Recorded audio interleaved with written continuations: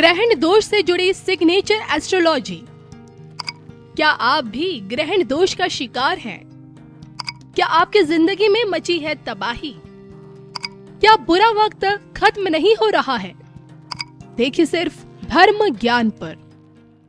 नमस्कार, धर्म ज्ञान के दर्शकों का स्वागत है। मैं हूं आपके साथ कविता राणा। मेरे साथ मौजूद है सिग्नेचर एस्ट्रो गुरु विवेक त्रिपाठी जी। विवेक जी, सबसे पहले तो आपका स्वागत है। जी नमस्कार, धन्यवाद। कहते हैं कि व्यक्ति की जिंदगी में अगर ग्रहण लग जाए तो उसके संबंध बनते बनते बिगड़ जाते हैं, धन संपदा का कोष कभी उसे भर नहीं पाता है और इसके साथ उसकी तरक्की पर भी ग्रहण लग जाता है।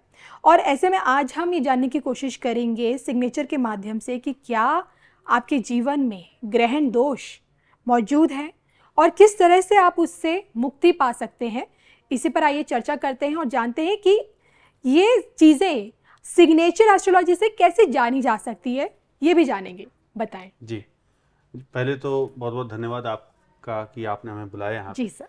देखिए, ग्रहण दोष हम लोग सुनते हैं कुंडली में, हम लोग देखते हैं हाथ की रेखाओं में, प्लेनेटरी कंडीशन में कि ग्रहण दोष है तो हम लोग उसका रेमेडीज करते हैं। सिग्नेचर में कैसे पहचाना जाता है ये कई लोगों को अचंभा लग रहा होगा, लेकिन ये बात सही है कि जो हस्ताक्षर ज्योतिष विज्ञान है, ये ज्योतिष की एक शाखा है। इसमें भी साइन के माध्यम से पता चलता है कि ग्रहण दोष है या नहीं। मैं अपने दर्शकों को समझाना चाहता हूँ, ग्रहण दोष दो तरह के होते हैं, एक सूर्य ग्रहण होता है, एक चंद्र ग्रहण होता है जी। तो आप देख सकते हैं जैसे ये सूर्य है और बीच में अगर मून आ गया और ये अर्थ है, पृथ्वी है, यहाँ हम लोग रहते हैं, तो सूर्य ग्रहण हो गया यहाँ पर, है ना। सूर्य के यहाँ चंद्रमा बीच में आ गया तो सूर्य ग्रहण हो गया, सूर्य नहीं दिखाई देगा। अगर यही अपोजिट हमने कर दिया, सूर्य है, सन है, बीच में अर्थ आ गया, ये मून हो गया, तो ये चंद्र ग्रहण हो जाता है, यानी कि चंद्रमा नहीं दिखाई देता। ये सारी कंडीशन अगर किसी के भी कुंडली में आती हैं तो वो पता चलता है कि हाँ भाई ग्रहण दोष है और ये परेशानियां आने वाली। जैसे कि हम आपने बताया कि ग्रहण दोष से पारिवारिक जीवन खतरे में पड़ता है, भूमि संबंधी विवाद बढ़ जाते हैं, अगर आपने कोई जमीन ली तो पैसा भी फंसेगा। साथ में सबसे बड़ी जो समस्या होती है आज के समय में धन संपदा की, तो हमारी सेविंग नहीं हो पाती। अब साइन में कैसे देखा जाता है वो कविता जी मैं बताना चाहता हूँ। जैसे मान लेते हैं कि किसी का नाम विजय सिंह है, ठीक है, तो सब लोग कोई साइन ऐसे भी बना सकता है जी। ये साइन अच्छा साइन है, इसमें कहीं कोई ग्रहण दोष नहीं है, ठीक है, हमने आई पे डॉट बना दिया। लेकिन अब यही विजय सिंह का अगर ग्रहण दोष होगा तब क्या साइन कैसे बनेगा, देखिएगा। उन्होंने वी लिखा, इसी में ही वो एस बना के आगे बढ़ जाएंगे। अब कहने को तो वी लिखा, पूरा नाम लिखा, वी सिंह लिखा, लेकिन बना कैसे? तो जब भी पहला अक्षर जो शुरुआत हो रही है वो वी से हो रही है, विजय नाम से हो रही है, लेकिन दूसरा अक्षर की शुरुआत हो रही है एस से, आपने इसी वी से अगर एस बना दिया बगैर पेन उठाए, देखिए शब्दों पे गौर कर ले, बगैर पेन उठाए, यानी कि वी और ये हमारा क्या हो गया, ग्रहण दोष हो गया। ये क्या होता है कि आप अपने संबंधों को बहुत पकड़ के चल देंगे लेकिन सब छिटक जाएंगे जी। माता से दूरी, पत्नी से मिसअंडरस्टैंडिंग और जमीन जायदाद में कोर्ट कचहरी शुरू हो जाएगी। तो ये अब आप सोचोगे कि हम तो बहुत अच्छे हैं लेकिन सब दूसरा साथ नहीं देता, दूसरा भरोसा नहीं करता, तो वो क्यों नहीं करता? क्योंकि आपने खुद सिग्नेचर में ग्रहण दोष बना रखा है। तो ये साइन कभी ना करें। आपको दूसरे माध्यम से हम और समझा सकते हैं कि मान लेते हैं किसी का नाम माधव है, माधव और त्रिपाठी मान लेते हैं, ठीक है, त्रिपाठी में TRI लिख दिया।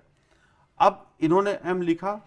अब सिग्नेचर लोग क्या करते हैं कि खूबसूरत बनाने के लिए, थोड़ा स्टाइलिश बनाने के लिए, और एक कविता जी बड़ी अच्छी बात बताता हूँ, लोग अपने सिग्नेचर में ना ये सीखते हैं कि भाई ऐसा साइन बनाओ कि जो कोई कॉपी ना कर पाए। बिल्कुल। जब भी ये बात आती है तो हम अपना साइन खराब ही कर लेते हैं। अब ये माधव अगर कोई ऐसे लिख रहा है तो वो अच्छा है बुरा भी इस पर नहीं आ रहा है, ग्रहण दोष कैसे होगा वो देखिए। अब इन्होंने क्या किया, ऐसे कर लिया साइन अच्छा करने के लिए और 2 डॉट बना दिए। अब M क्या हुआ, छुप गया, पहला अक्षर छुप गया, किससे, सेकंड लेटर से। तो अब यहां पर पेन उठाया, M लिखा, फिर हमने यहां पर T किया, पेन उठाया कर बनाया, तो ये भी ग्रहण दोष हुआ लेकिन उतना इफेक्टिव नहीं हुआ, लेकिन ग्रहण दोष है। फर्स्ट लेटर आपका छुप गया, हाँ फर्स्ट लेटर छुप गया दूसरे लेटर से। M अगर ग्रहण दोष बड़ा मजबूत होगा, ज्यादा इफेक्टिव होगा, तो बगैर पेन उठाए हम क्या करेंगे, यहाँ पर T बना देंगे।